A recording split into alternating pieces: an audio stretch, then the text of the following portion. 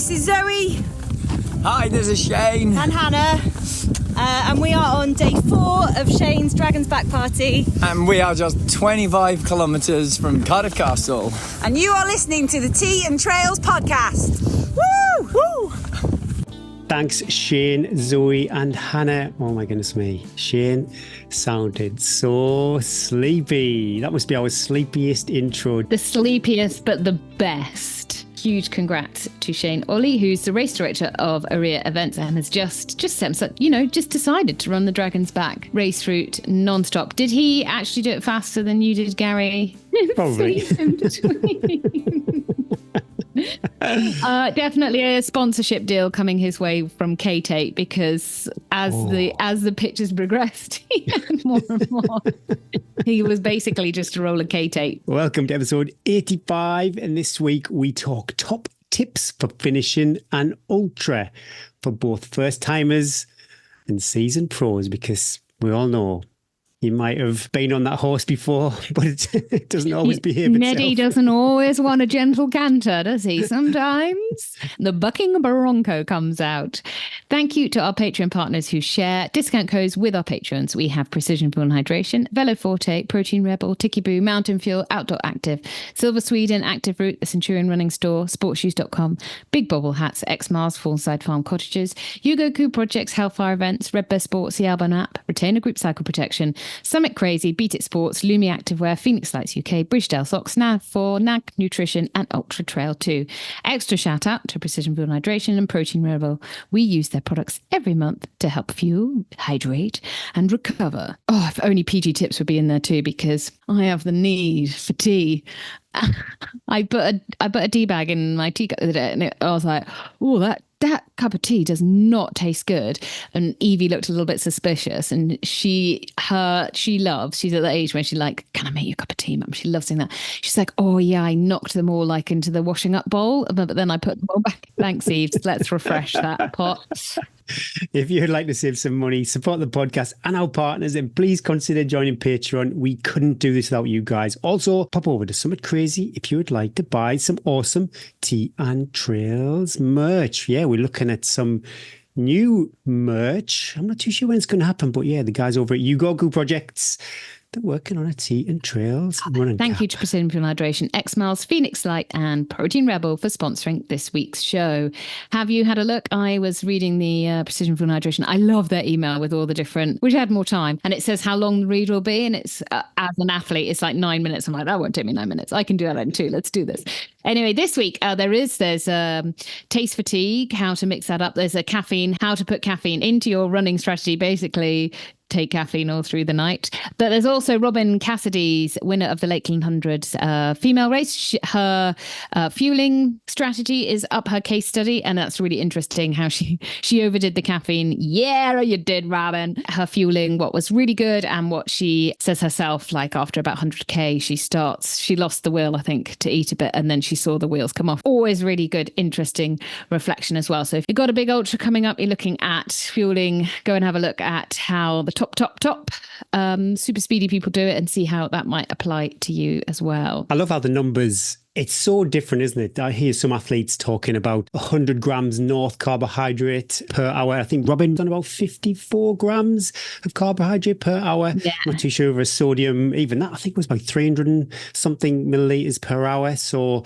yeah, a lot less numbers than what you would see some athletes do. And it just shows you, yeah, we are all different.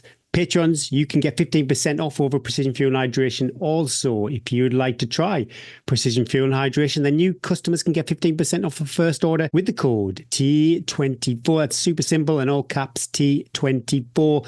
New Protein Rebel customers can enjoy 15% off their first order too with the code T15, and that is not all caps, but it is a capital T, lowercase EA, and the number 15. Links to all our sponsors can be found in the show notes or over at www.teaandtrails.com.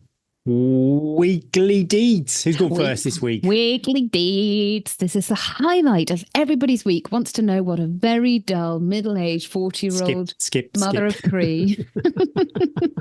40? You just clawed back some years there, Eddie. 40. You never say the extra bits. Okay. Do you know my mum lied about her age to us till we were, well, at least in our 20s. We thought she was 3 years Sensational. younger than she was. But does she forget? I sometimes forget. It's only when you reach a milestone. I know now I'm 51. There was that patch in the 40s where I really didn't know how old I was. I have to really work it out. And I also don't believe it's true. I don't believe it's true that I'm that old. So I will refuse. But my God, I feel it every morning when I have to stretch my legs out. I don't think it, but I feel it pretty quickly. That would be a good t-shirt. I don't think it, but I feel it. Oh, man. Yeah, I mean, gosh, the dullest of dulls in some ways, but all good. You know, I had another good running week. God, I just seem to run. I seem to, in order to fit in running, it seems to basically I go out running in the morning and stay in my running kit with a fresh jumper or something over the top, a little wet wipe, and then go back out again running in order to fit it in. But I fitted it. I managed to fit in a pretty decent. Do you reinvigorate the sweat then, Eddie? Is it a double sweat clause? Oh, triple, quadruple. I am not shy. Especially at the moment where we are. The shower is like that really low pressure. And anyone with long hair, they'll hear me, that when you have to wash your hair and it takes forever because you can't work up a lather and then you can't rinse out. It's not a quick in-out power shower. It's probably like 20 minutes. So that's only going to happen. And you're single parenting, going in the shower, there's all sorts that can happen downstairs. You can hear the shouting. So it's disgusting, Gary, but that's life. Don't care. I mean, no one's going to write on my gravestone. Well, they might do. Eddie was a bit smelly. The benches. The kids are obsessed because where we live now, there's like lots of old people benches of like Jane and Joe loved sitting here and looking at the view. Oh, bless. I love them. And mine would say, Eddie, lovely smile, bit smelly. She never sat here, but she stretched her hamstrings in. She raw dogged on this bench. She didn't have time to raw dog, but she did always stretch her hamstrings. Managed another good week, 70 miles, 13,000 feet of climbing, Gary. I kept thinking I'm going to get some lovely flat running, and there's a lot of hills, but loved it. Included we ticked off another Munro with the kids. It was an adventure. Is that the plan? Sorry, are you going to go for all the Munros? Well, I'm slightly nervous about the sketchy one on the Isle of Skye where you need to do some serious rock climbing. Not about my kids, about myself. Kids will be fine. We might wait till Evie's a little bit bigger and can actually reach up a little bit more. But yeah, we're going to try do awesome. A lot. We're starting local, like what can we get within an hour around us, and then it might be a lifetime project. And we went back and listened to Jamie's podcast again, and the kids are, I mean, I think they need to meet her because they were absolutely like, what? So she did. So we climbed up one, and that took us like most of the day. Yeah. They were like, she was doing like 8 or not, like they couldn't get their heads around that and how she did it. And I was like, look, they kept asking me questions as if I was there. And I was like, you need to, let's listen to the podcast. But it does put it into perspective of how incredible that achievement was. If you haven't listened to it yet, or you perhaps can go back. I know people like going back. What number was it, Gavin? Remind me. 42, Jamie Aarons, who set the record for the climbing 282 Munros in 31 days, 10 hours and 27 minutes. Yeah, my kids were amazing. Anyway, yeah, we took them up. The weather was Scottish. Let's just say that it was Scottish. What I didn't do, which we always learn, I didn't look at the wind forecast on the top. We were getting ready to go, and Bryn. I made a bit of a mistake because I went for a long run before with poor legs. And came back, and Bryn was making a picnic, and I said, this is why I don't like going for these hikes. It's like making the picnic, because obviously we have to take enough food to we always laugh saying the Sutton family survived 4 days on the mountain with just one picnic. And Bryn said, it's my favourite bit. So that's why we're a good team. I plan the route. I do all of that stuff, get all the kids ready, and you do the food. So we're going up, and it was fine. And then it was a very steep climb up. The wind was, I had quite a big bag on as well, because we always take 3 coats for the kids, basically. So they've got a mid layer, and they always get hot. So they want to climb in like shorts and t-shirt.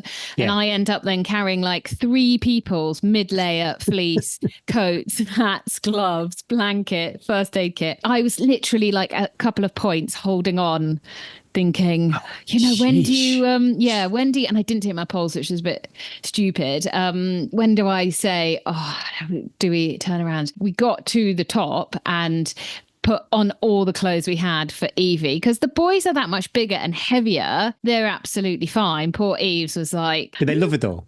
Oh my gosh, they love it. And they go up these mountains like me and Bryn were proper breathing. We have got the weight on. We use that as our excuse, but I'm proper working behind them. I'm behind them going up this hill. They're like stopping and putting their initials on the path and like counting the steps. And I'm proper working up behind this hill.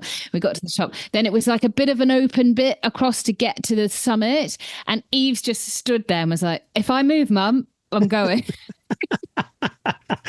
So link arms. We did what all good parents are, and we're like, no, carry on, we'll be absolutely fine. Bryn and I got either side. Carry on. I said, what will help is singing some total Disney classics. So we sang across, reached the top, hunkered in down below, gave them some good banter. I said, always get to the top, don't stop here, get back down off a little bit, and then stop. Good tips. And have your snack. So we did that, hunkered down. Oh, it's nothing like a little squash cheese roll and a cup of tea. And then we made our descent, steep descent on steps. My poor knees were it's like 800 meters below, and I'm like coming down sideways going, oh.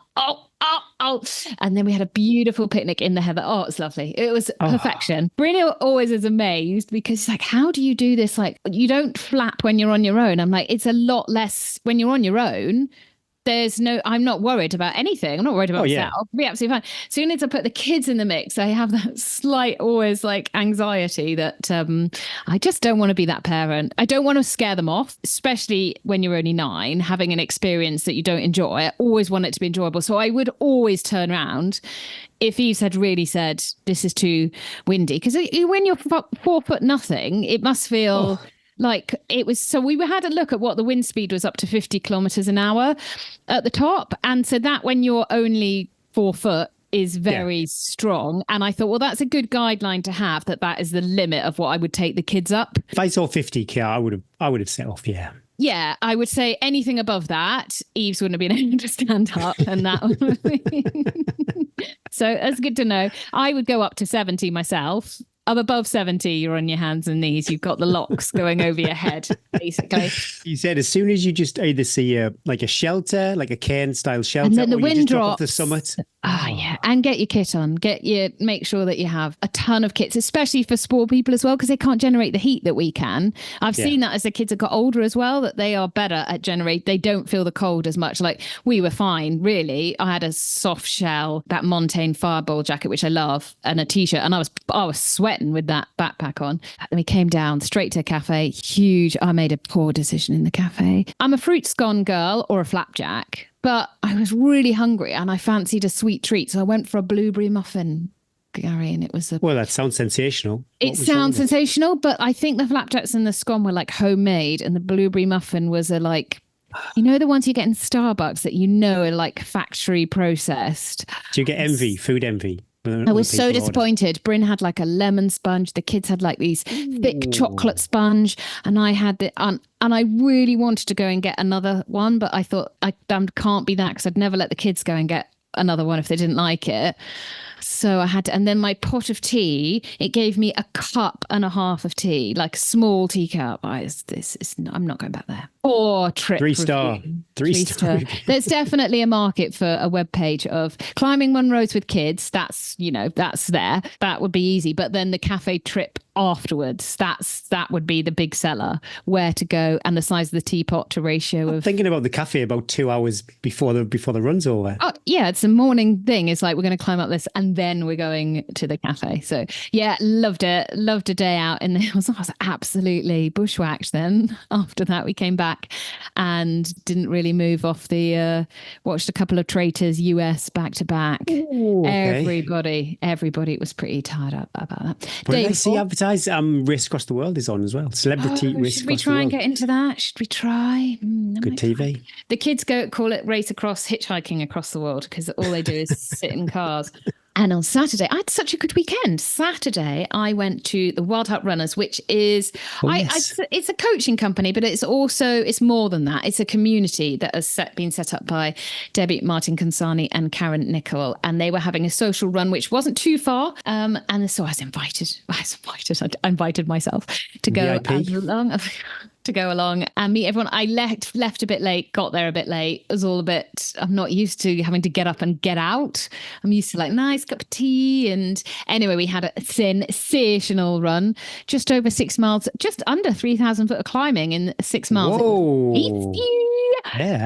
Tasty, lovely little loop round. But again, the highlight, the cake and coffee afterwards. Though actually I didn't have cake. I had soup, as it was, I shared a bowl of soup with Debbie of this, I don't even know what it was. I just too busy talking. Anyway, met a lovely group of runners, lovely group of listeners. Oh, hi Eddie. I find it just so embarrassing when people say I listen to you every week. I think, oh, do you? That really? So what have I shared? I think, oh my God, you know some intimate details. I think if people, they should then go, right, you need to tell me quite a lot about yourself then now, because you know a lot about me. But that was lovely to meet. Oh, such a lovely group of people. And I love there's no ego. Everyone's just out. We were just out running, chatting. Yeah. The weather was changeable. Jackets off, jackets on, sweating, raining, just as you'd expect it. That was my holiday. That was my day. I enjoyed driving in my new car with my GPX. It's not GPX, it's GPS, isn't it? Yes. Download my GPX. And now we've got a dog gate in the back. So our little friends, Lindy hasn't learned yet that she can't, that she can just go to sleep. So she just stands on duty, looking through the gate going, is it time? Even I took her on a long run on Sunday morning, and then she went up on Munro for the whole day on Sunday. So she must have covered about 30 to 40 miles. Whoa. And even on the way home, she's like, I can't sleep. I must stay awake and look out of this window because at any point there could be a pigeon that needs me to chase it. Can you imagine being like wired? Rex is exactly the same. 24/7. There's about 10 minutes, maybe 30 minutes before bed when he's like, yeah, we're going to move in for cuddles now. It's relax time. But the rest of the day, he is always ready. Ready. Mine do sleep for most of the day, but the minute they hear the clunk of a lead, the pick of a car key, I move as if I could be putting something on. They're like right up my crotch going, we're ready. Whatever we're going to do, we're good for it. But Tarky on the way down, because you know, like when you any big mountain, there's a bit of an approach to it. So we had a couple of miles of track walking before we started going up the Munro. That is Tarky. Hates that, like all good trail runners. She's like, this is flat. When we were coming back, she was 20 meters behind us, head down, like this is rubbish. But then Lindy's in front, still working the area in front, just checking it, everybody. I'm just checking. And the minute if she sniffs anything out or puts anything up, Tarky's like, I still get it. And she shoots through. They're hilarious. So nice to, going back to the Wild Heart Runners meetup, so nice to meet a group of lovely people, especially when you're new to an area and you don't know you haven't spoken to anybody for a couple of weeks, to know that, you know, running just brings us, you can dump in. I don't know anybody. Obviously, I know Karen and Scott from Scotland and Debbie, but I don't know anybody else. But everybody's like, haha. There's no like new mates. I love it. Awkwardness. There's no, apart from me, from them all me going, oh my God, you all know how disgusting. Doesn't put them off. And also it gave me I did some driving around thinking, oh, there is some sensational trail running around here to be discovered when I have a little bit more free time as well. So yeah, a good week. I did start this week with a rest day, Gary, because I was tired. I think the dehydration sets me in a little bit after when I've done quite a lot. I'm out all day, and then the next day I'm So yesterday I did 1,235 steps for the day. That was a good skills. Day. A+, love it. A+ rest day. But considering on a normal day, I don't know what your step count is, but mine is easily 25 to 30,000 a day. Goodness me, yeah. I don't know about 30,000, but yeah, it could be 20,000. Easily, 20 is just a normal day. 25 with runs in, 30, and on Sunday it was nearer 40. So it was a big not my legs so much, but my need for a little less tea, a little bit more electrolyte was there. But I'm happy I managed one session. That was all that I was going to do. I have put 2 sessions in my plan this week, but I've already gone, I'm not ready for it yet. It might end up being 2's gold star. 1 is, you're doing all right, Eddie. I love this ultra training. It's in contrast to the marathon training when there was 2, possibly 3 sessions a week. All of these plans that I'm kind of loosely following, fundamentally, there's 1 session and then probably a back-to-back. So, obviously the back-to-back is replacing potentially another session. But yeah, if you miss a day, it's like, okay, we'll do it tomorrow. I'd like to write, okay, here's the science, but here's actually the real way that you apply this to your training, because that's what you should do. You're never going to do that. So let's not do that. I also would like to write the seasonal, like the summer holiday training book for parents of like, actually, this is what you're going to look like at the start. This is what you're going to look like at the finish. This is realistically what you're going to do. And I do think like when you are busy, work, family, stress, no sessions is totally fine. Just keep the consistency. But if you have got the energy for 1 session, and it only needs to be gold star 20 to 30 minutes worth of work, but even if it's only 15 minutes of worth of work, get yourself out of breath. And that doesn't need to be 15 minutes constantly. It can be a totes classic. If you've got no brain power at all and you just go out and you can do 20 minutes warm up, then you can do 20 minutes as 1 minute fast, 1 minute easy, 20 minutes cool down, bang, bang. Thank you. Love it. And that 20 minutes, even though you're only doing 10 minutes worth of work in it, because the recovery is so short, you will keep your heart rate up between that. So doing shorter stuff with shorter recovery will mean you get more bang for your buck. Just need to make sure when you do that and you're over 40, you're not 40, you've had a good warm up before, or just build into it rather than going, if you're 20, don't bother, you straight out the gun and just get out of bed. I love that.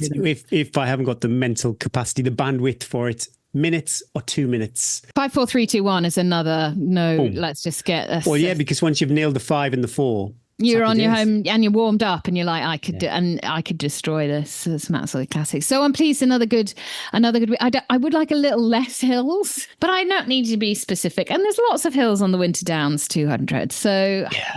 Oh no, wasn't sure how the week would go. HRV still rock bottom. I tell you, Karen won't mind me sharing this, but she did incredibly, qualified for the World Championships at the Backyard Ultra last weekend. So I saw her the week after, and she just got one of the, I think they're Aura rings that measure your HRV. I'd like you to get them, see if you get, I can't afford to have one, but I would like to have one so I wouldn't have to wear my watch. But she just got one. She said, Eddie, explain to me what HRV is, and so that I can, and so we had a little look, and her HRV was 13. I said, now it is all individual. So everybody's is like some people can be 80, some people can be 30, and that can be good. Yes. I said, I've never seen anybody's register. And then the next day she messaged saying, it's now 12, Eddie.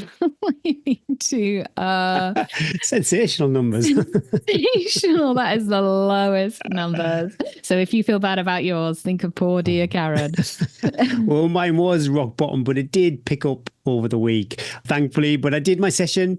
I wasn't too sure if I was going to, but the numbers, it was a 6 times 3 minute session, 10% on the treadmill. Yeah, it was good to be back on those. That's the first time I've been in the gym. Oh, my goodness me.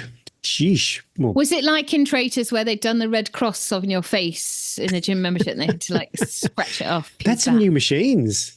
Things are changing. It's that long. And I ran out of content and on me downloads Titans on Netflix. I'm too tight to pay for the bandwidth. I don't want to stream it. That's what I'm trying to say. So I download content. Yeah, I ran out of it. But yeah, really good. 6 times 3 minutes, 10% incline. And the week generally, really good week. Easy miles, lumpy miles, a medium long run, and then a lakes trip, solo lakes trip on. It was going to be Friday. Not really too sure what happened on Friday, but it ended up being Saturday. You'd had a few beers on Thursday night, I think. A few fizzy shots. There's no hiding here. I wasn't sure until I woke up on Friday morning if I was going or not, and I just binned it off. I didn't go, and I went on Saturday with 13 Valleys Recce again.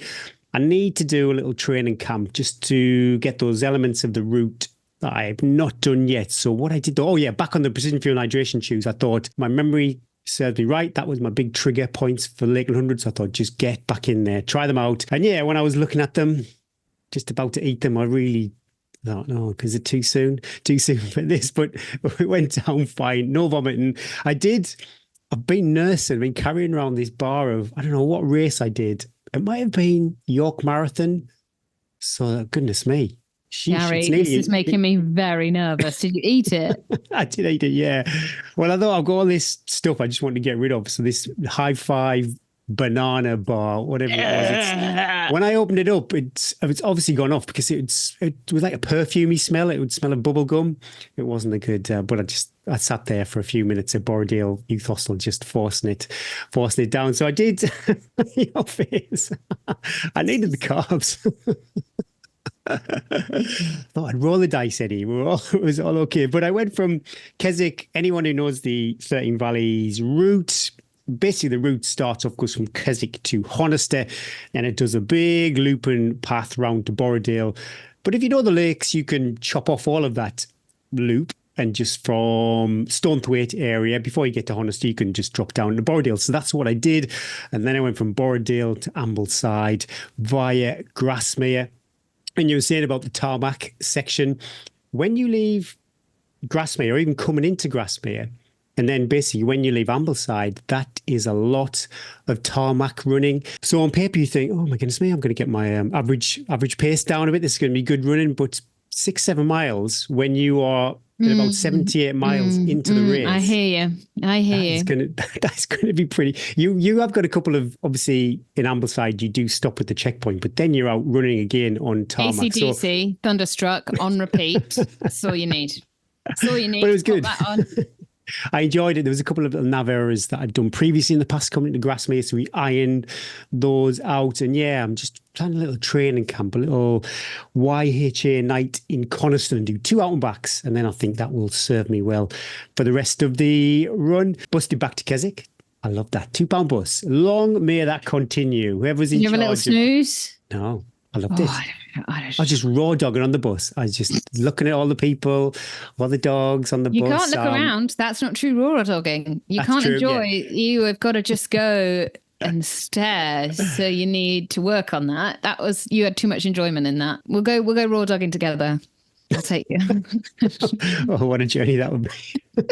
But yeah, it's sensational. You know, £2 when you want to use public transport. I think normally that journey would have cost me about £7 or something. So yeah, £2. Whoever makes the decisions. I took my kids on the train the other day and it was £1 for the kids. Oh. Which we could have just that. I mean, we've got a few days still to kill, so we might just get the train to Inverness.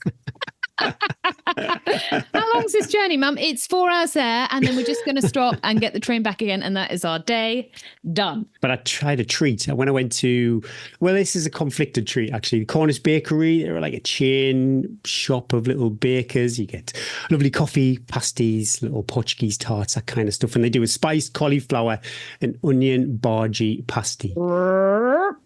Eddie, I could have rubbed it all over my body. It was sensational. My red shorts on and cauliflower and bargee and all my little nooks and crannies. It was absolutely delicious. But I'm conflicted. Where'd you stand? So you go in that shop. What, on the shorts? I think we all know where I stand on those. But yes, go on. Take me to the bakery, Gary. Take me to the bakery. This is how I'm going to get grumpy old man. You are only allowed to pay by card. It's a cash free. This 2 things trigger me. Yeah, one, I've seen that when a you lot. remove choice.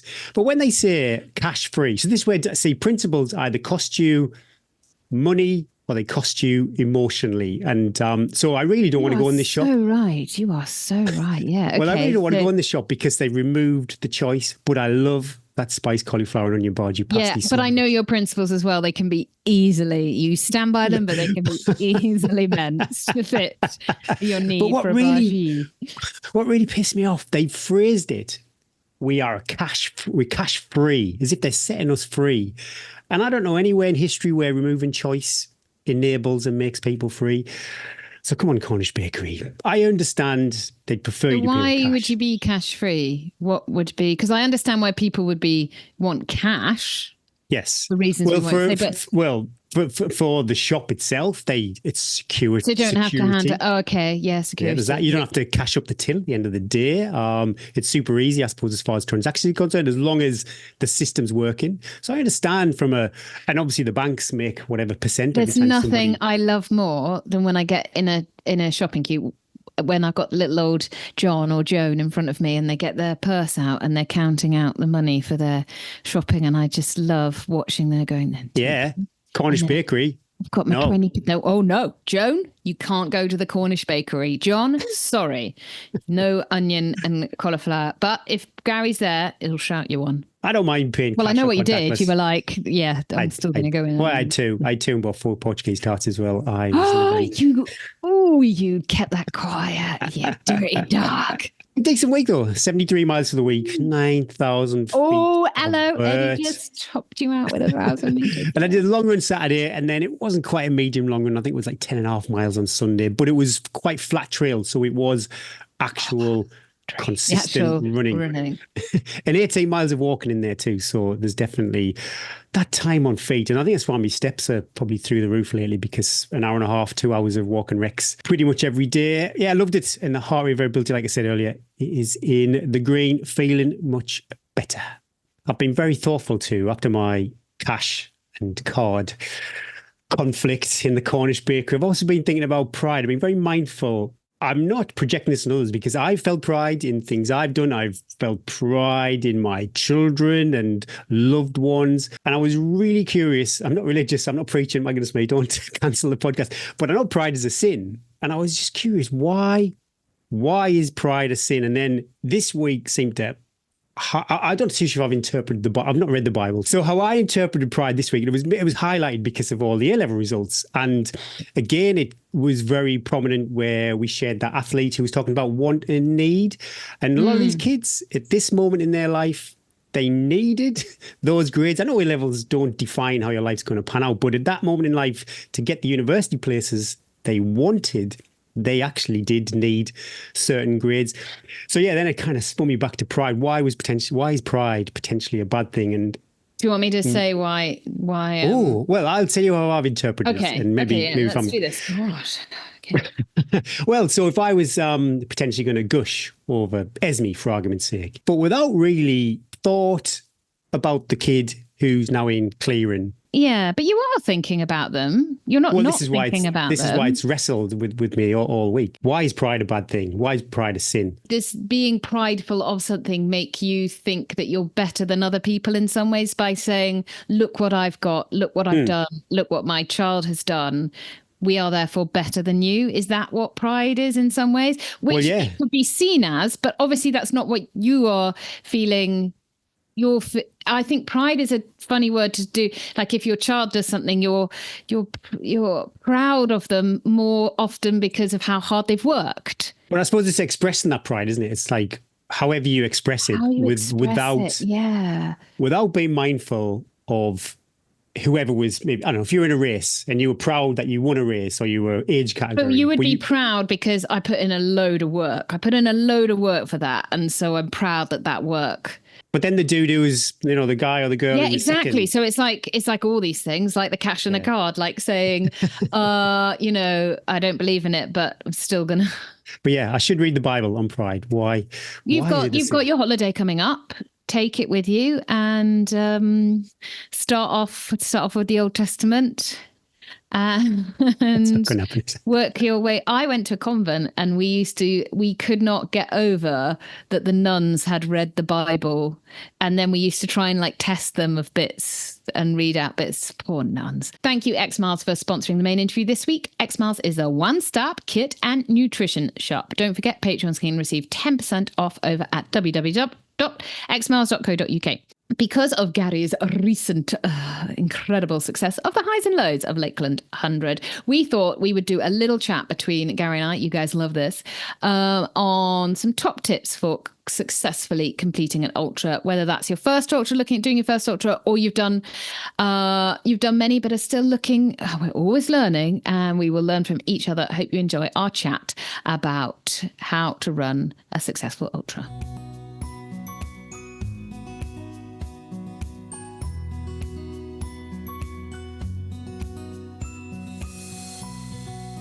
This week, guys, we're treating you. It's just me and my best mate, Gaza. We thought we'd have a little chat about how you go about training for an ultra, choosing an ultra, preparing for an ultra, executing, love that word, an ultra, finishing an ultra.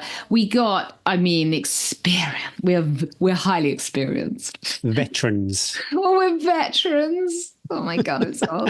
We're veterans. But we've also pulled on a lot of experience that other people, of our hundreds of guests we've had on the show. We've seen the highs, we've seen the lows. We've been in the highs, we've been in the lows. So we thought we'd just have just a loose kind of little chit chat. But also you might pull out, I sometimes find if I'm listening to podcasts, it might be in all this next 40 minutes of waffle, there's one sentence that you pull out. Little nugget. Yeah, change the way you think, change your parameters, change your journey. So buckle in. Let's see where this goes. We don't know. We've sort of written a loose script. I think a lot of people have already planned their 2025 season. That's what's quite scary, is that especially as the sport gets more and more popular, you have to plan ahead in order to enter races. And I think this is where this is it 999 Michael Burke. This is where you love Gary and that Eddie made their first mistake, is that people rush in to enter because they get the massive FOMO, don't they? That the race is going to sold out, everybody's entering it, but they haven't put their thought into, let's say 13 Valleys as perhaps you, Gary, you like the smorgasbord of races, because in our job, we're very lucky that we get offered to do races. And sometimes we have to then add them on to our calendar or whatever. I'm a bit stricter just because my children are younger. I can't be quite so ad lib. I'm still a bit tied to home. But so you've added in races that, like, if we looked at your race calendar, we'd be like that. Lakeland 100. If that was a standout performance race, then 100%, 13 Valleys would not be on the planner. Yeah, but so there's different reasons. So I think one of the first things you have to do when you're looking at your race, you want to do a race, is to make sure that it fits in with everybody else's calendar. I have quite a few clients that don't tell their other half that they've entered a race. Guilty. I think we're all guilty of that. I think I have told Bryn now that I'm doing Winter 200. I think I've sort of gone in with the loose, we'll just see, because, we're moving house and everything. So we'll just see, I'll train for it, but it doesn't matter if I don't get there. I think one of the biggest things is when you're looking to enter a race, don't follow the crowd and think what everybody else is doing, but look and see how it fits into the family calendar. And actually, more importantly, don't look and see where it is in the calendar, the race, but track your cycle back 12, 16, 18 weeks and look and see what that is going to look like for training. I have a real thing about the UTMB races being at the end of the summer holidays. I think I have I think I've got 5 people doing TDS because I think mainly because that's much easier to get into than UTMB, but it's been hard work for people training with families or with just changing of schedules over the summer for a race. However, on the flip side, you might find it easier. There's lighter mornings. You can get out early. Perhaps you don't have to do the school run, so you've got a little bit more time in the morning. You just have to be prepared perhaps to be a little bit more flexible with your training as well. So that's why 13 Valleys wouldn't really be normally on my radar. The end of September, we just chatted before we recorded. I've got holiday coming up, so it's giving me kind of training anxiety. So if that was my year race, then yes, like you said, you see where the date is, then you rewind, and some holiday races or just after the summer holidays, that's a big, for a parent at least, that is a big And you don't want to be the dick on holiday with a race coming up and be stressed and grumpy about it. Do we, Gary? But also, if you're thinking of, I'm going to take my family on holiday and then do the race at the end of the holiday, I think that's a big no-no, because you can't relax. You won't enjoy the holiday. That will reflect back on the family. I think it's much better to do the race first, even if that means traveling before the race, not acclimatizing, whatever, as well as you'd like to. But I think then having the holiday after the race, you'll be a better person and you'll be happy to sit with your legs in a swimming pool, sipping pina coladas. So thinking about like where the race is, how the training is going to fit in, tick all the boxes before you've even started training, tick all the boxes to lead to your success. So choose a race in which you can train for. I am always amazed at how brave people are that choose to run mountain races who live in Windsor. I know why people want to go to the mountain. Oh, I hear you, sister. Why you want to go to the mountains, why they love love running in the mountains. But if you are time pressed, if you are perhaps not as experienced, this is your initial journey, or life is just really busy, you don't have access to a treadmill or gym, you need to train out your door, choose something which you can train out the door, and the specificity, which is so hard to get, you can get going out the door without having to throw money at it, without having to travel. Or if you do have to travel in order to get some hills in, that's all good. But then you've got to do some good planning and some good, it's all right if I... There are some like big, bucket list races like Western States and stuff like that. Then, you would obviously kind of break that rule to do it. UTMB, even for a lot of people. For just thinking about what race I'm going to do, thinking about the 2025 calendar. If 2024 perhaps hasn't gone as you thought it would be, it's been stressful, you haven't been able to do the training you've wanted to get in, have a real think about okay, so how can I make my life as easy as possible? Where's my best slot of training? So I know for me, I'm going to be able to train September, October, November. A December race is actually great for me. Just before Christmas, perfection. Turkey, gobble, gobble. And then I can have a bit of a quiet time. And then again, I know that an August race, anything in the summer, I'm not going to turn up to that start line, the best version of myself. And it's going to reflect on my training. I don't want to be in that heavy training cycle. It would be a frustrated when I need to go to Tractor Ted's farm and provide. if you want to be doing like 5, 4, 3, 2, 1, but you went to down at the farm with the kids, there's no recovery. Like the holidays, the busy family times, busy work times. If you've got a big project, you've got a big conference coming up, that stress is stress, and we can't get stronger. Every little bit of stress, it's like a hammer and nail into your IT band. And the more stress, you're not going to get fitter. So you got to try and look at all those different stresses, all the little, Paula Radcliffe used to talk about juggling the balls, and work out where that less is, and then have a look, rather than fitting the race into your calendar. I think that's what I'm trying to say there is you control where you're going to race rather than the other way around. Of course, things like the arc of attrition, UTMB, the really big races, Lakeland, they are ones that, most people are going to want to do. And so they're not going to be ideal, but then they just require you to really carefully plan your training into them as well. So that leads us on nicely to the next bit that we thought was really important. Plan. Yeah. Training, structure, kit, fueling. Oh my goodness me. It seems quite overwhelming, actually. Isn't it? It's overwhelming, but it doesn't need to be, does it? I do the work backwards with all my athletes and myself. And the longer I have to work backwards from the race, the better. Quite often I get inquiries about coaching. And if people say 2026, I'm thinking of Dragon's Back. I'm like, get in. Let's work together. I can put you at your best version of yourself on that start line. People say, it's now end of August. I'm doing a half marathon in September. And I'm like, I'm not much used to you now. So I think the longer that you can give yourself, don't think of it as that's just so much time. There is a good 6 months at least. For a big race at least. Don't think that needs to then be crammed full of loads of stuff. Don't think that, I need to race all the time.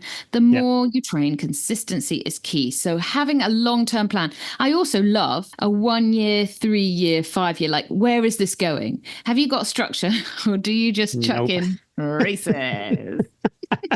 If somebody offers me it, I'll take it. do you have because you've done a lot now, Gary, you've done a lot. Have you got something have you got a little in the back of your mind, this is where, you have really, because you've got your slate. Yeah, definitely. Yeah, the 5-year plan, the 100-miler, but all those seem to be and it's very common. You hear this quite often. It's quite a quick evolution. You find this sport of ultra running, and you mentioned quite often the cookie jar opens and it's like, oh wow, there's a 50-miler, there's a 60-miler, there's the Grand Slam, there's a Super Slam, or it can do the Arc of Attrition, there's Super UTMB. Slam. Yeah.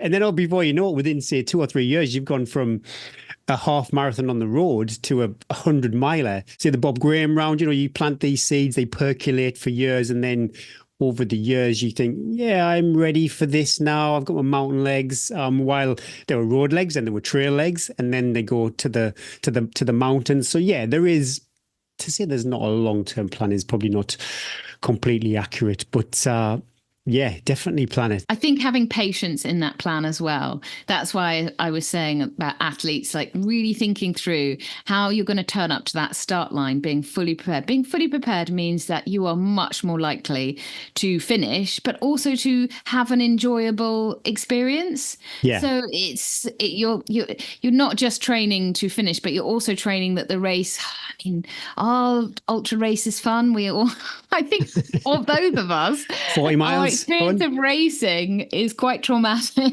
compared to we never turn up on the pod and go, oh, I just puked through that 8x3 minutes all the way, but I just carried on the racing. But I think through all the planning, we are able to carry on and do these horrendous things because we've done all the other little bits, all the other little bit of checkpoints. So having a little bit of think about the plan of where the race is going to be, working your way back, starting to think a little bit about your training. We're not going to go into training because hellfire, that is a whole separate podcast series on how to train. But let's just say be realistic. Consistency is key. If you think I can run 3 times a week, maybe sometimes 4, don't think, oh, but Louise down the road, she does 6. Louise down the road. Oh, no. We don't care what she does. She's got a cat and a working from home job. Don't compare yourself.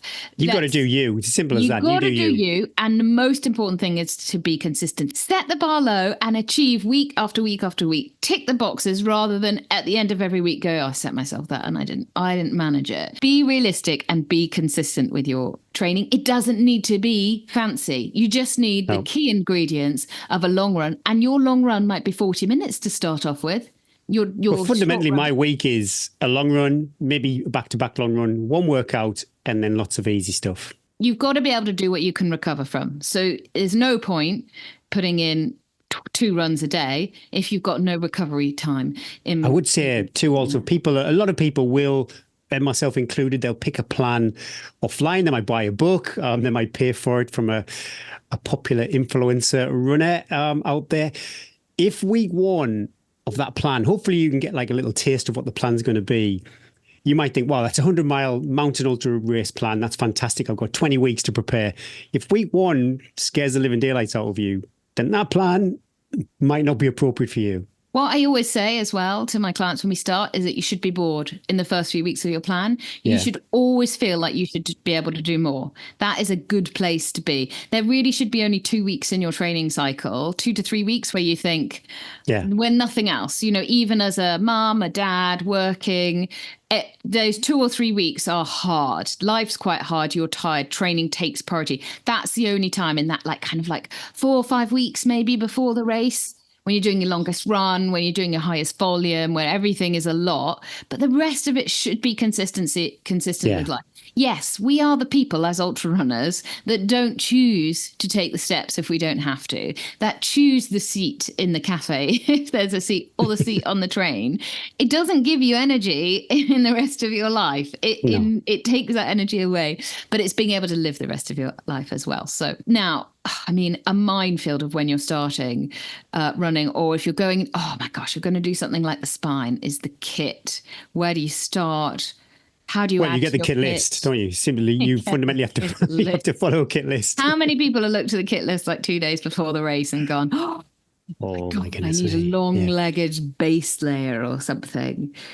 Yeah, choose a race if you're starting out and you don't have a heap of kit that doesn't require. And if it does require a massive kit, then start working on your kit months before, something like. But it evolves. Races. Yeah. So the Dragon's Back race is a great example. A huge kit list, and rightly so. It's a big, scary mountain ultra. I think I purchased one item specifically for that. Because how much stuff did you use of other people's and then break? No, just years and years and years of accumulating kit for various other races. I'd done a few 100-milers, so the kit list were pretty similar, apart from you wanted an inflatable bed or a synthetic jacket. There was a few items which I didn't possess, but fundamentally, yes, I was fortunate. I had accumulated lots of kit over the year. But yeah, if you went straight in for Dragon's Back race or Spine race, that would break the bank. I think that's why you get a lot of repeat offenders. They've done it once. They think, I've got to use this kit. I've spent a fortune on it. And that's a big word, use the kit. So if you are any of these like long ultra races, know how to use your head torch, practice with your head torch, practice changing the battery. If you need full waterproofs, if you need poles, everything should be tried and tested many, many times, not just once. Socks, shoes combination. Oh, it gives me the hives when people say that like the week before race, what socks, what foot care shall I do? And I think, yeah, test it out. You're right. Hydration vests are classic. Sometimes they can rub on your neck. The bottles might bounce. You just don't like the way it fits. Female, male fitting stuff. It's really tricky. It is really tricky, isn't it? Because there's hardly anywhere to go and try it on places now. I would say like the Centurion store, they do an open day on a Saturday about once a month. So if you want to go and try on stuff, that's a great place to go, because otherwise you're ordering over the internet, aren't you? And then things don't, it's so disappointing that moment, that package arrives and then it's so far off fitting and then you've got to send it back and everything. So, but that's again why you give yourself heaps of time. We understand it, and it's also a big financial outlay, all the stuff you need, but you don't need to overcomplicate it. But I would say buy good kit because it will last you. Yeah. Waterproofs, trousers, things like your pack, your poles, they should last you pretty much your lifespan as an ultra runner, which is me and Gary going is probably about 3 to 4 months. As our knees slowly seize up. We've not mentioned you need to test your fuel as well. To a certain extent, sugar is sugar.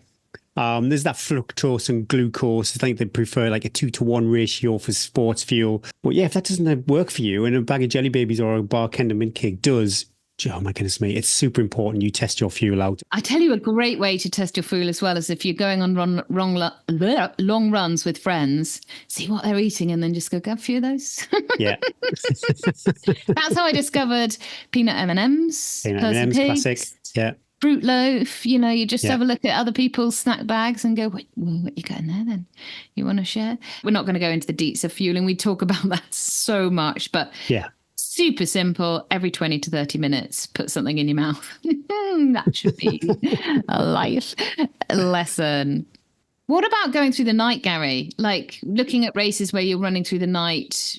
Do you ever practice running through the night? Well, I personally think the risk, the reward is too great. I don't know if it's just because I'm old now, that it just wipes me out for a few days. I have done it, it's not by plan. Maybe say a friend wants me to support them on a Bob Graham round, which involves me running through the night. Then I'll embrace that a bit. Okay, I'm going to do this on the Lake and 113 Valleys, probably 1.5 nights maybe. So I don't completely shy away from it. I don't know if it's lucky or not, but in the Northern Hemisphere, we are blessed with quite a lot of night running come the winter. I saw Emily Forsberg's just going into they have 20 hours of darkness or something. Oh my God. So anyway, come November, from probably 5 o'clock onwards, I'm running through the night. So I don't need to practice that skill of night running. I appreciate that some people just do want to know what it's like to be tired and run through the night. But personally, no, that would do me in for 3. I can tell you'll feel tired. Yeah. You know what it likes to feel tired? Everyone knows what it feels. But actually, the first night, most people are only running through one night until we get mega, mega big. And actually, running through one night, I think if you look at it, I find it quite empowering on a 100-miler. I quite enjoy it. I don't find the tiredness really properly. Maybe at that real pre-dawn, that's the worst time, isn't it? Between 1 and 3, when you are meant to be in your deep sleep cycle and you're somewhere near Reading, that's when you stick your caffeine in as well, or your Taylor Swift tunes. Personally, it doesn't seem to bother me, and mindful a lot of these ultras, they're kind of tea time start. So you've been on your feet all day long. You may have had a rubbish night's sleep on, say, the Thursday night, if it's a Friday evening race start. But yeah, your body can cope with one night? I try and frame. Oh my gosh, I look like a crazy professor. I try and reframe it that running through the night. I know lots of people, maybe especially women, are very anxious about going through the night. I try and look at it as a privilege that it is. You see a sunset, hopefully. What a treat! And you leave your head torch off to the last. You're the last one with the head torch. You turn your head touch on. That is a magical moment to think, gosh, sometimes you run all day and now you're going to run all night, and allow yourself to settle into that night time. It's a big change. You'll find your rhythm changes. You might run a little bit slower because it's a little bit trickier with the navigation, with the path. Everything will look different. Your feeding will look different, but that's all good. That's all fine. It's nothing to be frightened of. It's all good. And in some ways you can't practice that. You can only practice that in a race. And that's fine. So if you haven't practiced running, and literally it takes you 10-15 minutes to attune with your head torch, your vision to change, how you're seeing the ground, how that's coming, that feedback. So allow yourself to settle into it, but don't stress. Don't think, oh, I need to spend hours on my head torch. The biggest thing with the head torch, because this is serious stuff, is if your head torch dies and you're left stranded somewhere without any light, is not have a backup that is charged, and have backup batteries for both the backup head torch and your real head torch, and know how to change it. I have found a little micro light, you know those ones, the tiny little ones? They look like little pens, basically. Okay. When I've done mega things, I've had one of those that I can put between my teeth. And then I've got light to change my head torches, to find snacks, to find gates. I do see some people running with the head torch and a torch in the hand too. I think sometimes the head torch. So do expect, if it's a technical trail, definitely do expect to run slower at night, even if you never practiced it, because the head torch casts shadows on things and it just transforms how I think it changes the way the brain, it takes that millisecond of the brain where the feet go with the light. But I do think you get used to that. The longer that you run, the brain sort of tunes into it. And last top tip on this as well is, if you're going uphill, dim the head torch, especially if you're hiking, and then whack it on. I like a full beam for going downhill because I'm not losing my teeth on Col Ferret. But that saves your battery. But know how to change your batteries, and always have the spare and have it handy. So when you're going into the night section, I always like to put my head torch on with loads of time, and then I can just turn it on when I'm ready for it. Yeah. But also have the spare somewhere warm, because if it's cold, the battery will die. So have it inside a jacket, have it near your tummy, on your waist belt, have it on your body, and then you can grab it if you need it. Don't lose your spare battery in a box. It does seem crazy in the scheme of a 100-mile race that you're worried about a minute or two, but I always do have my head torch on my, like a waist belt or something, just so I can easily, and the spare battery too, just like you say, keep it warm. You don't want to be fumbling. You don't want to be the one fumbling and then people it gets onto that, mate. Probably another point. It's Gary from podcasts. He can't get his head torch on.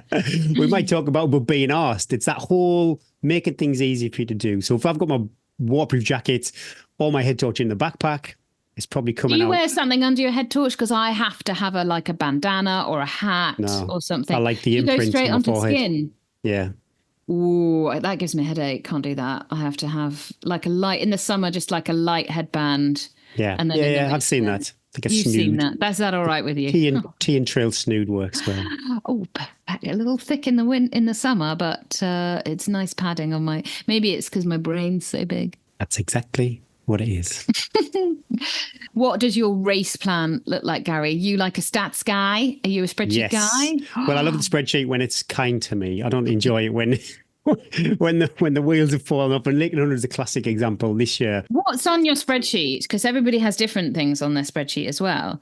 Well, I've just got, for Lincoln 100 is a good example. All I had there were the splits compared to last year's race, which I had an okay race in 2023. So I knew, roughly speaking, if I would say 10 minutes up over the whole course of that race, then I was going to hit that 24 goal. So I've just got time splits on that spreadsheet. My watch tells me when to eat. That beeps every 20 or 30 minutes. So the prep for the race itself will be, I roughly know the average pace. If all is going well, I'll maybe have a plan A pace and a plan B pace. Then the nutrition. Do you plan your nutrition between each checkpoint? Do you go into that much detail? Do you bag it? No, it's per times. It's so 20 minutes, 30 minutes, wherever it is. And goodness me, if I'm a minute ahead of coming up to a checkpoint and I know there's going to be some food there that I might want, then yeah, I wouldn't take a gel in favor of some sandwiches. But again, we'll talk about problem solving. You might not want that gel. You might not even want that sandwich. You might want the crisps. Lincoln Hunter's fantastic the way they basically tell you the menu. They tell you what is on course at each checkpoint. So you know, at say Blencathra, you might be able to get tea and toast and some jelly sweets at Braithwaite. You've got quiches and rice pudding. Other checkpoints, you've got hot soup. So plan, yeah, I do go to town with all that. Same as 13 Valleys, fantastic. They give you a full spreadsheet, what is available, at what distance, and what kind of food you can expect at each checkpoint. And then also you'll know where your drop bag is too. So when are you going to kind of pick up your second batch of fuel and any other items that you are hoping to pick up. So yeah, I do Methodical. love the detail. Yeah, and fingers crossed it goes well, but be prepared to problem solve. What about yourself? No, I don't like paces. I don't like plan. I'm a total run to feel. I won't even look at. I might have a rough eye. Well, it's been a long time since I've done a race where I've needed to worry about that. Probably my best races, like my fast races, Sathan's Way, 50 and things like that. I'd run the course and train so much on it. I knew exactly what time I would want to be at each checkpoint. So I just checked my watch on those. But a longer race, I've not yet got to the point where I'm troubling. It is important to do you, though, isn't it? There's no point in me and doing like your version stress. and vice versa. I don't like the stress. There's no right or wrong. Like, you do need to plan the checkpoint. You do need to know that. Don't hide your head in the sand. It's really important to know how far you've got to go to the next checkpoint, because one of the biggest mental tools you can use in your box for an ultra is chunking the race and just going from the checkpoint to the checkpoint. I do the mini half checkpoint too. So for the next checkpoint, 7.3 miles, I go, right, 3.5 miles. That's all I need to do. I'm doing the half checkpoint. And at the half checkpoint, I've got to have had half my fuel that I've planned. So I really break it down. And the half checkpoint, no, well, that's only 1 point. I can do that. I've got 1.2 miles until I need to slurp on this gel again. Then I've got 3.5. That's very hard when you're 18 hours in. That go, you can only then go. But I broke the whole spine into about 60 mini little checkpoints, basically. So I had my it was A4, it was that big. That's how many little checkpoints. They weren't actually checkpoints, but they were just little bits, either from the recce or bits marked on the map, where all I was doing was going. And I actually did stay, considering how nuts I was by the end. I did stay with that until the Cheviots, when it's just hut 1, hut 2. But then you're done. You're just going to get yourself to a finish. So I think breaking the course down, but the mental preparation of seeing yourself on the course, breaking it down. If you're doing like any of the big, like Cape Wrath or Dragon's Back, you've got to get those maps out and look at the course, like spend that extra time looking at the course. I think people think all training has to be physical. It all has to be, if you're not sweating, then what's the use? But actually sitting with the maps and seeing yourself and looking at the contours and like, oh, that looks tricky, right? I need to make a note. There's a left-hand turn when I get to that bridge, and then there's a long climb. So I need to make sure when I get to that bridge, I've had 200 calories and I'm ready to hit up that climb. All sorts of little stuff like that can make such a difference. But we're all different to how we prepare, but don't not prepare, but just work. I think the chunking is important though, because sometimes when you think, I've got 115 miles to run today, that is super scary. I mean, you wouldn't get to the start line. Some of the big races, I'm like, I actually don't think I can get to the start line because I cannot see how these little trotters are going to, so you just go. But then you go 7 miles to Seathwaite. That's not so bad. An actual fact is probably always run 10K. You can 5 miles to the summit and got 2 nice miles into the checkpoint. So it's even, like you say, little mini chunks within each section of the race. Yeah, it's a great tip. This is where we could probably write a book. When everybody seems to be writing books at the moment, when they come knocking on our door, Gary, we're going to write what to do when it all goes wrong. And it is all going to go wrong. And I think, again, this catches people on the hop. Even the most seasoned ultra, seasoned ultra runner, when it all goes wrong, it's not over. It's not over. You just need to take a deep breath. Possibly reframe your goals. Yeah, my goodness me. If that's my first motto in life, if my head's not in a good place. If your brain starts telling you that it doesn't want to be there, it doesn't like doing this, the toddler in you, then it probably needs some food. Yeah. Apart from if you've got to go and do like the weekly food shop, you're just going to get on with it, Eddie. I don't want to go and do it. You're just gonna get on with it. But there's lots of things you can do, like with problem solving. You can reframe your goals. You know, it could. I'll lean on the Lake 100 again, and Robbo made a great point. It was a day with mates. You know, that's what it turned out. Your face really looked like that in some of the the pictures as well. I was embracing that time. I'm really enjoying my time with my mates. But it could just be today. I've just got to get this one done. Looking at the 5-year plan for the slate. That you completely reframe your goals, try and turn it into a positive. Robbo again, he said, look, just think of this. It's a big day out ahead of the 13 Valleys. Enormous day out, really. Totally inappropriate. But it was an adventure. You know, it was all these things. Never drop out at a checkpoint. Never drop it. Too easy. It's too easy. Leave that checkpoint and reassess your goals. Give yourself time to reassess your goals to the next checkpoint. Even if you have to do that to yourself at every single checkpoint, you're fine at the checkpoint. Spend as long as you need at the checkpoint. Remember, never drop out on an empty stomach too. Oi, oi, oi. Never be on an empty stomach. That's awful. But remember, nobody cares. I think a lot of people drop out before it gets too hard, before it really gets to the point. I think when it gets really hard, that's when we can do good stuff. That's when you can fight. Your real warrior princess comes out when it's really tough and you're in it. Don't be scared to get in it and then get yourself, keep going, and you'll come out the other side. But remember, nobody cares. Nobody cares like how slow you are. Nobody's going to say to you, if you've done the spine, if you've done the arc, if you're doing a 50K, nobody is going to say to you, what was your time? Well, it was 105 hours. Oh, sensational. You know, did you finish? Yes, I finished. Incredible. The finish is really got to be everybody's A goal. How you get there, like there will be it will seem insurmountable problems, but as I always say, the sun will rise and the sun will set and tomorrow will come. And when you're back sitting on your desk, getting the kids off to school, will that version of yourself be content that you stopped, that you didn't finish? No. Look, no, hardly ever. Most people, unless, race, injury, we can't be not able to drive. We can't be not able to get up and go to work the next day. There is a level of pushing ourselves to the limit where you have to go, me eating the dirt on the South Downs Way and rubbing it on my skin, trying to get under the bush. There was a limit to, this is going too far. You know that limit, but also, when things are just hurting, your ego is battered because the race hasn't gone as wanted. You're being sick. It's perhaps coming out the other end as well. You're like, perhaps this isn't fun, but I'm okay to keep going. What can I do? Rather than I'm going to stop, what can I do? Have I done everything? Have I eaten? Have I stopped? Have I put some music on? Have I changed the narrative? Have I chatted to somebody? Have I voiced this? Because also at a checkpoint, the volunteers will be highly experienced. They'll have seen this all before, but they'll also have been there themselves before. And I think sometimes if you say to them, I can't do this, somebody will put their arm around you, push you out the checkpoint, but tell you that you can do this. And I think sometimes that's all we need to hear as well. You can do this.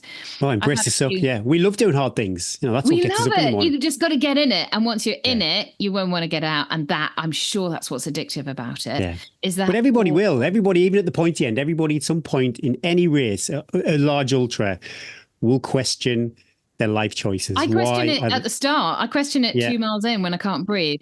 And everybody will have said to themselves, if I just tripped over that rock and just had a light break. Oh, I've done that before. Fantasized about it. Then I could stop. Oh, is it twisted? Is it? I think it's broken. Yeah. We've all been there. And so putting yourself outside of it and remembering that it is meant to be fun. It might only be fun the next day when you can tell everybody and you can wear your T-shirt and your hoodie.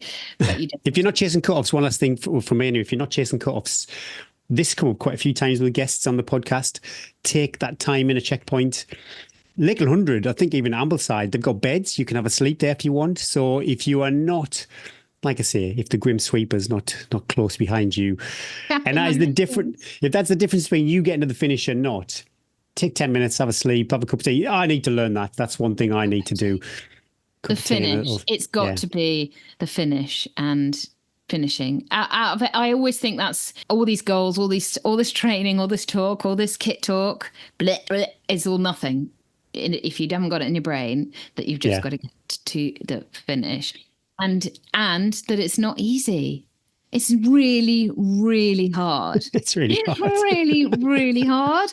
And are we realistic about that, Gary, on the podcast? Do we say that enough? Do we give it a rosy tint? Because we shouldn't. I don't think my Lakeland 100 story was rosy.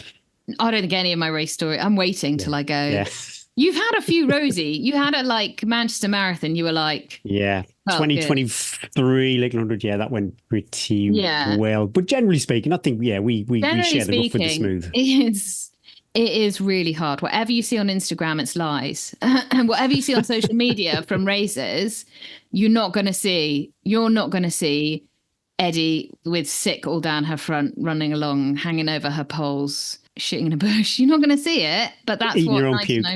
Licking my arms to try and get sweat. Sleeping in the toilet in Reith. Sleeping in the toilet. Just leave me alone. I don't want to sleep.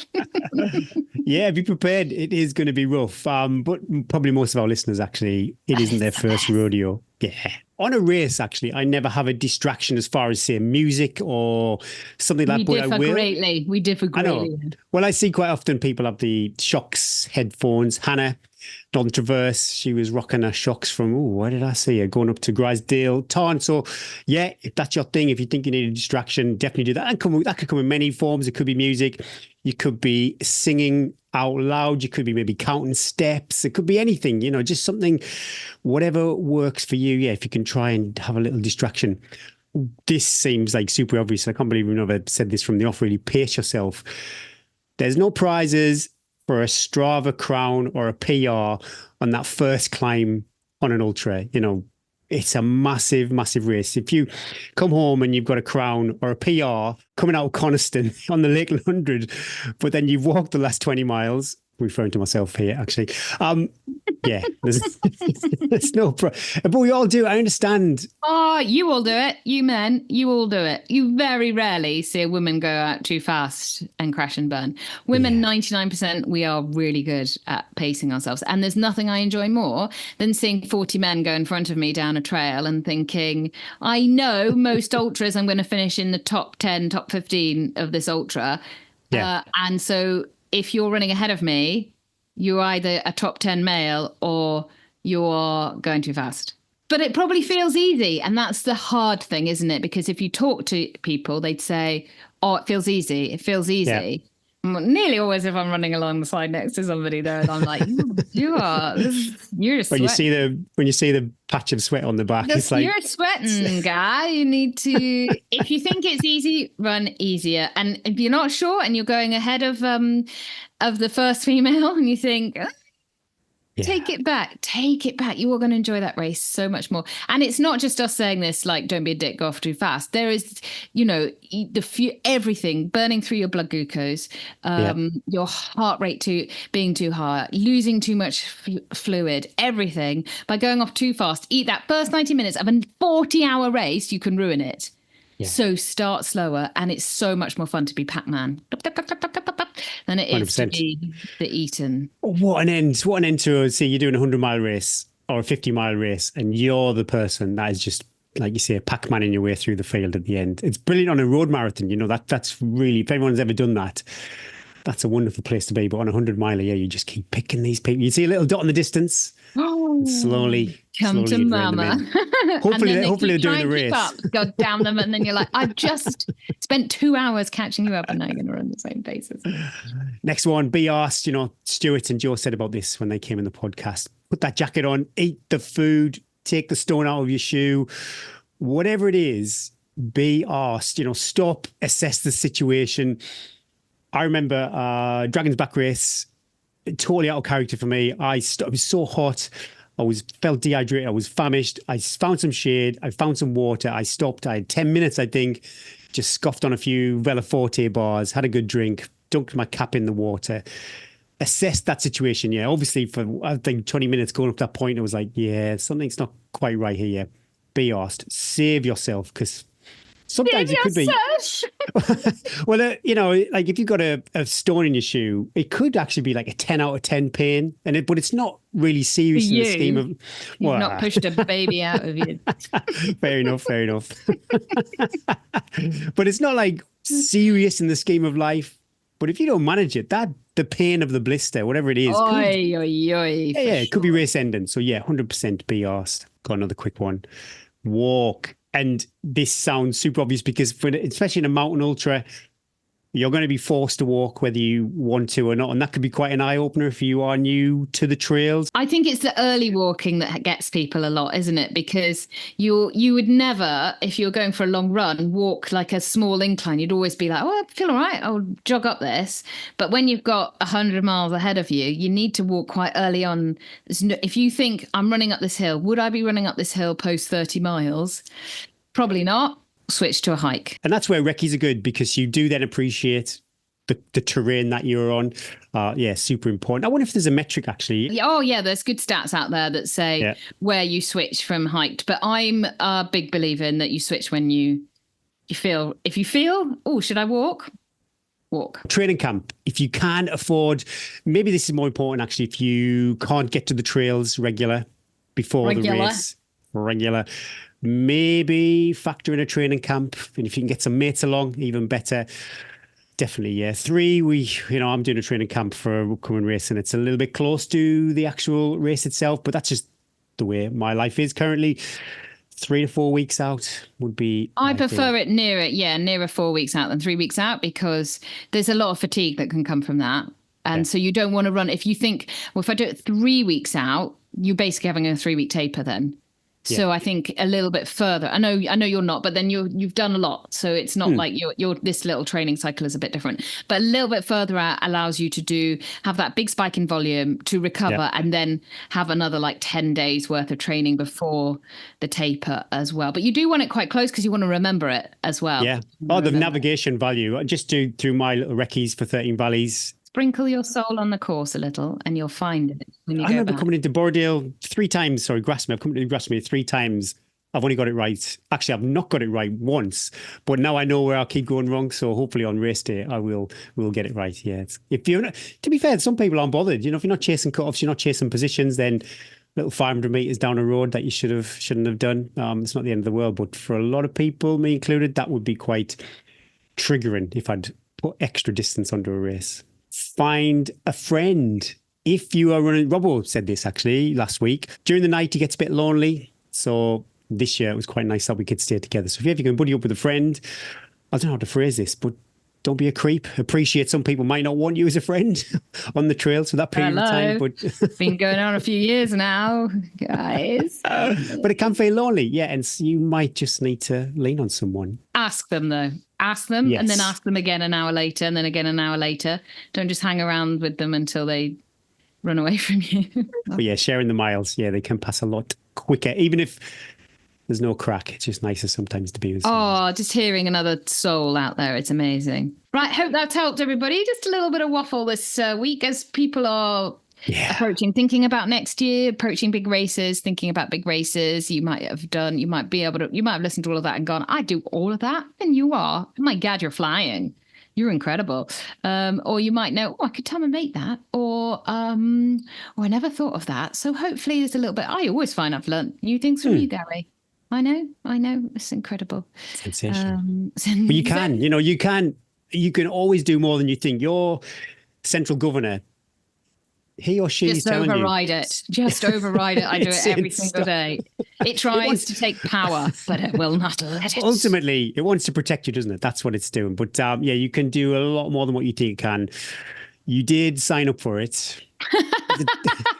To the Dincarnassus. This is what I'm thinking, our OnlyFans page would be people ringing in the middle of an ultra when they're like, I want to stop. And it's just recordings of us going, you signed up for it. You've paid a lot of money. Get on with it. We got no sympathy here. One foot in front of the other. You got this. We've got this. Let's do this.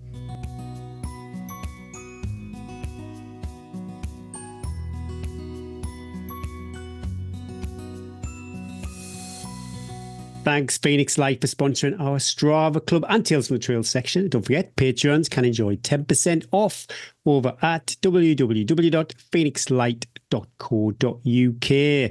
First up in the Strava Club is Laura Neville, 65.6 miles, the longest run of 25.1 and 14,167 feet of elevation. I love this. Walking nice coastal run, Pilates, and some time in the mountains too. Sensational, Laura. What a sensational week. Next up is Alistair Courtney. This has happened a few times actually when someone is a cyclist too. I'm always blown away by how much some listeners do. So he's ran 106 miles, but in total for the week, self-propelled 227 miles. Yeah. No, stop it. Well, I'm assuming it's commuting, but there's cycling in there too. Lots of cycling.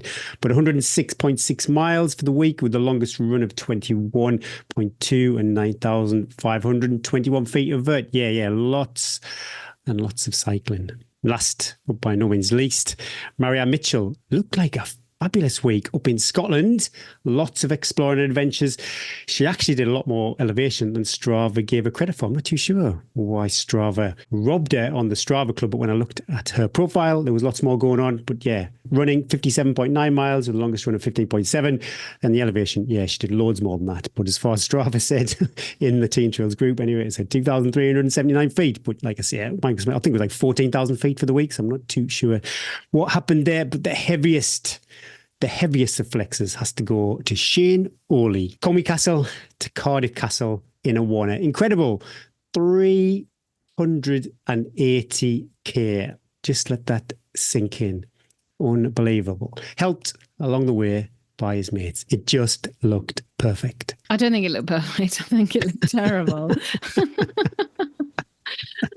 But we will look forward to, you guys know us. We've already got Shane primed and ready to come on the podcast. We'll just let him have a cup of tea first, moisten the lips a little bit, but that will be going live in the next few weeks. And we can't wait to hit all the deets. And as I always say, people that set out to do something not in a race situation, I know I was super nervous before we went out, just went out and do something off their own back. Heavy flex. I think it's impressive. He's got a profile too with all the area events, a lot of media. Once it kicked off, a lot of media, so a lot of pressure. But as Shane said, I've said it a few times recently, the inspiration behind pressure is a privilege came from Shane Oley. So yeah, it's incredible to see it. And kudos to all our Strava Club members. And if you would like to be in with a chance of a random shout out, then pop over to Strava and join our massive Strava Club. Tales from the Trails. I've not read this one. I'm coming out live because it started with names have been changed to protect the blameless. So I thought I'm going to read this fresh. If you're eating, it's probably best to sort of finish that mouthful. Press pause. Here we go. Suck it in by friends with good ideas. Sunday, May the 19th, saw me aboard the landing craft crossing Loch Lynn to start the line of the Cape Wrath Ultra, accompanied by my husband cum valet Chris, real name, who was planning to walk the Explorer version of the challenge. The 8-day Ultra started in beautiful, benign weather, but both sun and heat developed over the following days, ramping up the inevitable stresses of this multi-day event. The attritional nature of the Cape Wrath Trail quickly began to impact on our camp tent. By the end of day 3, and cruelly hit by the heat, lovely friend number 1 had switched from the Ultra to the Explorer, as had man number 1 in the tent, who had aggravated a knee injury, while man number 2, our resident doctor, was seen carving away at the soles of his feet and commenting that his practice nurses would be laughing at his attempt to self-tape his blistered feet. Day 4 saw my bagman, Chris, exiled to the isolation tent, struck down by norovirus and a particularly spectacular bout of projectile vomiting, leaving me to patch up my own fertile crop of blisters by myself. Well, okay, I cheated and went to the medical tent. By the end of the week, I had in truth become somewhat feral. Well-intended plans for a daily wash in the rivers had evaporated with late finishing times and the evening midges, though it is amazing what you can achieve with a wet wipe. I hear you, sister. I'm not even on a multi-day.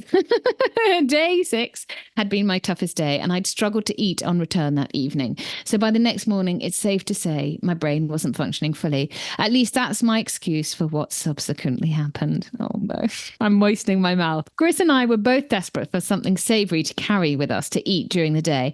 Tired and nauseated, we'd become of gel, sweet carb bars, and the essential electrolytes.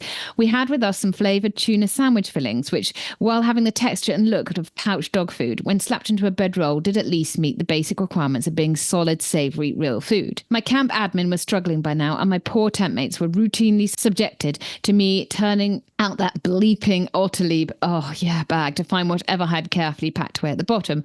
Most memorably, the day I lost the custom insoles for my trail shoes. Anyway, time was running short as I knew I needed every allocated minute on day 7. So I grabbed a used IKEA Ziploc bag from the communal bin in the tent, pulled out a small bit of tape from its depth, replacing it with my tuna roll, and rammed the bag into my race vest and hurried off to kit check and get my tracker fitted before leaving camp promptly at 7. Oh God, I know where this is going. By late morning, hunger pangs struck and I pulled my lunch bag from my vest. Picking out my sandwich, I noticed what looked like a piece of chicken in the bottom of the bag.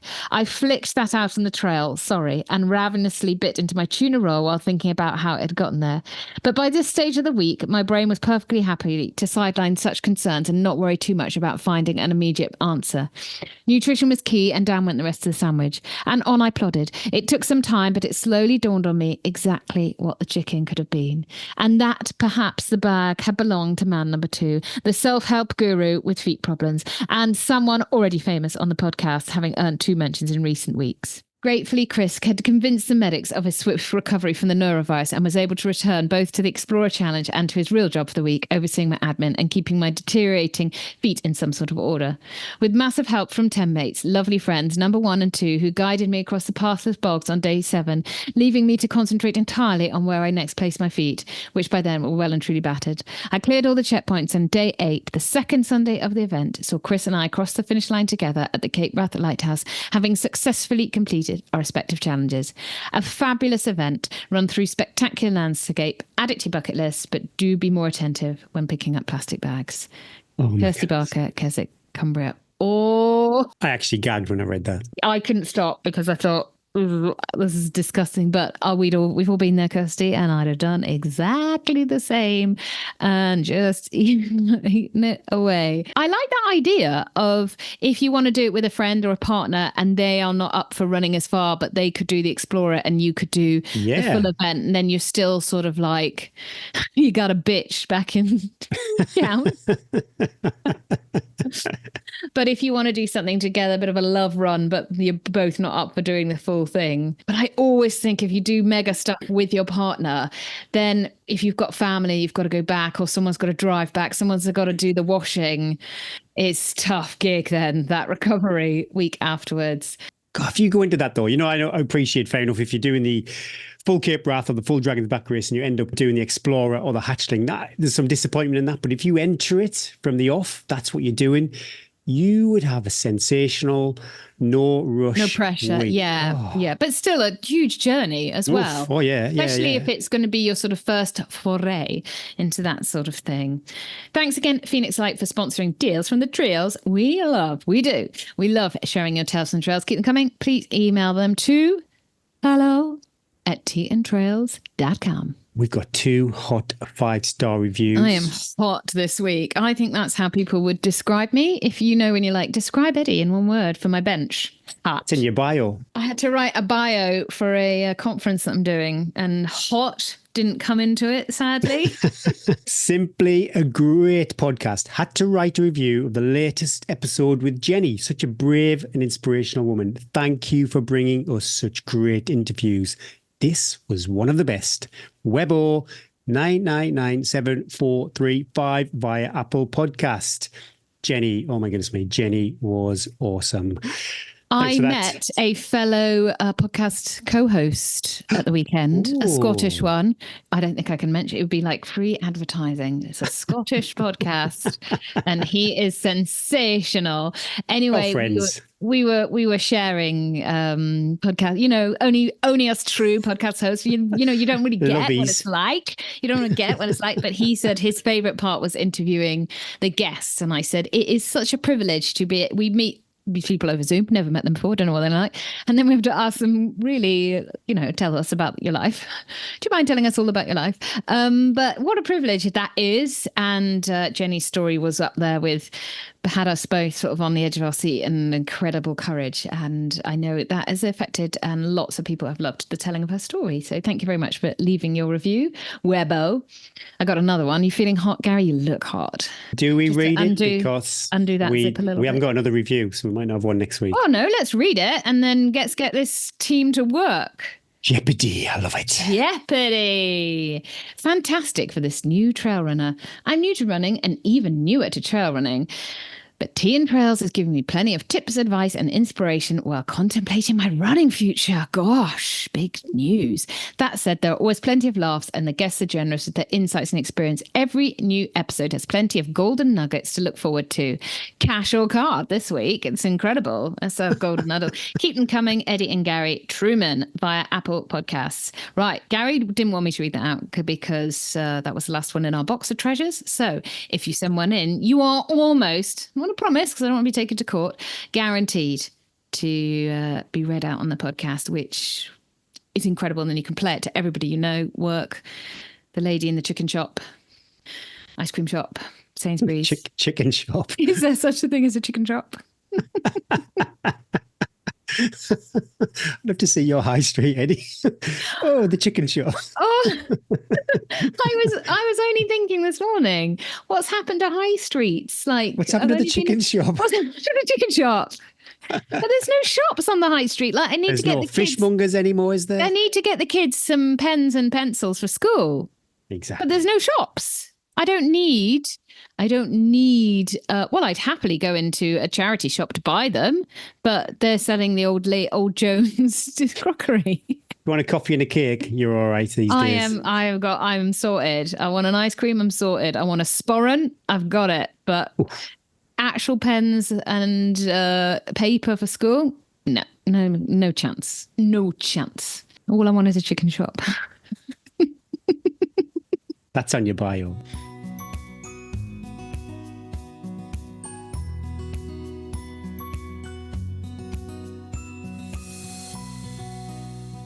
Competition. Do you remember, Eddie? A long time ago in a galaxy far, far away, I mentioned about Suntour Wing bone conduction headphones. I remember you mentioning them, and then I remember you losing them. And then you said, don't mention them again, Eddie, because I can't find them.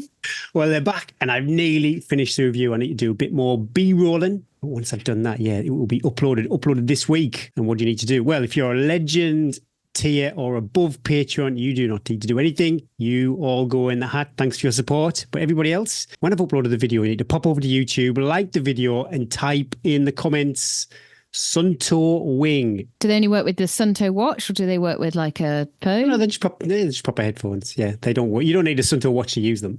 Okay, that's why you looked at me. You looked at me like then I just asked if I could shave you down or something. You were like, But yeah, pop over to YouTube. Bend over, Gary. It'll only take a minute. Oh, is that a promise? Like the video and then type Suntour Wing in the comments. And when should we do? What are we, the 20th? Should we do for the end of the month? But you are in charge of this. You have like 2 sentences you have to write for the whole podcast. We tell people, make it. I'm sorry, everybody. Winner picked at random at the end of the month. Randomly, when Gary decides to end the competitions. Loosey-goosey, this podcast. You know, like with sponsored content, you're going to see new co-host, looking for new co-host. You're going to go, what the hell? Sorry. Imagine that. Oh, I'm just going to see what's out there, Gary. I'm not saying I'm going to do anything. I'm just going to see what's out there. Oh, I feel sensitive. I don't like this conversation. Oh, it's all right. I'll do it well. You'll get a good payout. What's coming up, Penny? What's coming up? Last week of the school holidays, and we're already halfway through. Whoop, whoop. I've done well. I've done well as a parent because all my children are so bored now. They're ready to go back to school. They even said, we want to go back to school. My work here is done. You are now bored. You are freely reading when I say half an hour reading every day because you've got nothing else to do. So I'm just going to try and do the same again as last week. Do my workout at some point. I had a rest day and I knew it when I was writing my plan. I was like, you can't go after rest day. I need a day to get back into it and then I can do a workout because I always feel a bit rusty old bones after a rest day, but it was much needed. So I'll move my workout along. But that means that I'll only get one workout a week. That is absolutely fine. We will see what the weather's like. We might pop up. Got another Monroe on might have to leave Eves a little bit for the PTSD to settle down. I'm going to venture to my local gym and see if I can get a couple of months membership. I've saw people coming out of it with sort of yoga mats. I'm not even sure it's got a gym inside it. Sometimes it's quite expensive for like just a drop in, isn't it? I'm not paying £5 to go and use the gym. Oh no. It's £5 to take George to the fitness factory. It's a lot of dosh. It's a glass coffee and cake, isn't it? So which one would I prefer? Well, I know which one I'd prefer. I know which one I want and I know which one I need, Gary. Yeah. But I also know I'm finding it really hard to do my strength work in a small space with the kids. So if it means for the next month or so that I'll do my workouts, then maybe sometimes you do need to throw, as I say, is it a big chain? Is it one of those big franchise gyms? No, I'm in a tiny little place. It's not a big franchise. No, there are a couple of those that I drive past, but they are anything that requires me to do any extra effort. I'm not going to do, Gary. So if it requires me to drive somewhere and go, it's just at the moment, it's just not going to happen. Too much friction. Too much friction. So let's go and have a look. And my Kindle has died, Gary, in other big news. I love my Kindle. And I just bought like 3 new books.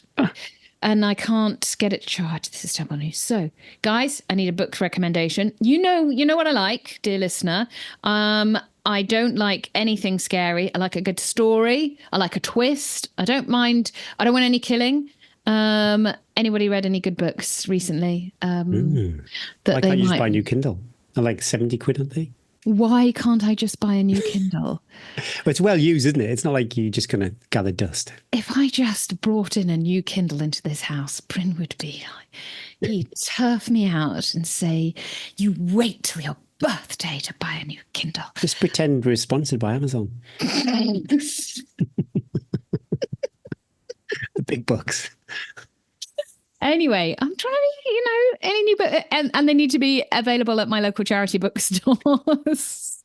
So no new bestsellers. But anyone's read something they think, oh, that's a great summer holiday read. Shout me out. Shout me up. Out in whatever. Not sports books. Don't read those for pleasure in the evening. I don't know. This is my job that I don't want to read about someone else. Gaza, what are you doing? I'm rolling with the punches. A couple of weeks of things being up in the air, so just going to give myself a bit of grace. You do that, my darling. Well, 13 Valleys doesn't care about my weeks being up in the air, but it's just the way it is. I can't really do much about it, so there's not going to be a lot of elevation. I'm not too sure where I'll be, what the elevation is like. I don't think I'll be going to gyms and stuff like that. So it is what it is. I will try and go to the gym again before I go away. Yeah, I tried a workout at home and the ribs are still sore, which, so I just had to do body weights. That's 6 weeks now, really. 6 weeks that. Yeah, well, 6 to 8 weeks, I would have thought it would take to heal. Then you've probably got a bit of scar tissue in there now as well. Yeah. I think I broke it. I think I broke a rib. Oh, definitely. At least 3. Punctured my spleen and kidneys as well. I did a lot. Don't forget that ankle break. Oh, yes. Who would forget the ankle break? But yeah, just give myself a break. We're in bad company of each other at the moment because normally we're like, how many gyms did you? Yeah, I did my 3 gym sessions. And we're like, yeah. And now we're like just encouraging each other to get Not flabby. to Yeah, get for that. It's just... Cinema, though. We're going to go to the cinema and I'm going to watch the new Alien. Oh, you show me your guns. What is that? I mean, sensational. That's just press ups. That's why I don't need to lift any weights because it's disgusting. Anyway, sorry. Yeah, new Alien movie. And it's a high bar. I remember as a kid watching Alien when I was definitely too young to watch it. So there's a lot of expectations. Well, I say a lot of expectations. They've cocked up a couple of them. So I'd love it to be good. The reality is it probably isn't going to be good. But either way, I'm going to see a mate and have a Snacks? 0 alcoholic beer before we go and a coffee. So my bladder is going to be on red Will alert. you have to go for a wee during the film? I will need a wee before we leave the pub. I will need a wee before we go into the screening. I will need a wee mid-cinema, and I will need a wee before I drive home. I hear you. And even if I don't, I'll go, because the minute I start thinking about it, I'll get the nervous. Where's the next? I'll sit down. I'll put the recliner up. I'll undo the top button just to relieve some pressure. And then it's fingers crossed for 2 hours. Anything can happen. I'll sit that, put a recliner on, undo my top button, and anything can happen. Oh, ladies. Let's finish this off. Poor Lisa, eh? Oh, lucky Lisa. Oh, thanks for tuning in, and thank you so much for sticking to the bitter end. Please share this podcast, pop over to YouTube and subscribe. Yeah, it helps loads. That's how we grow and keep showing up week after week after week. Thanks to Precision Fuel and Hydration, X Miles, Phoenix Light and Protein Rebel for sponsoring this week's show. Remember those new customer discount codes. That's T15 for Protein Rebel and T24 for Precision Fuel and Hydration. Thanks to all our partners and Patreons too. We couldn't do this without you and your ongoing support. Be kind to your future self. Breathe and believe. Progress, not perfection. Take time in all you do. And remember, there is always time for a cup of tea and a chat. My name is Eddie Sutton. And my name is Gary Thwaites. And that was episode 85 of the Tea and Trails podcast.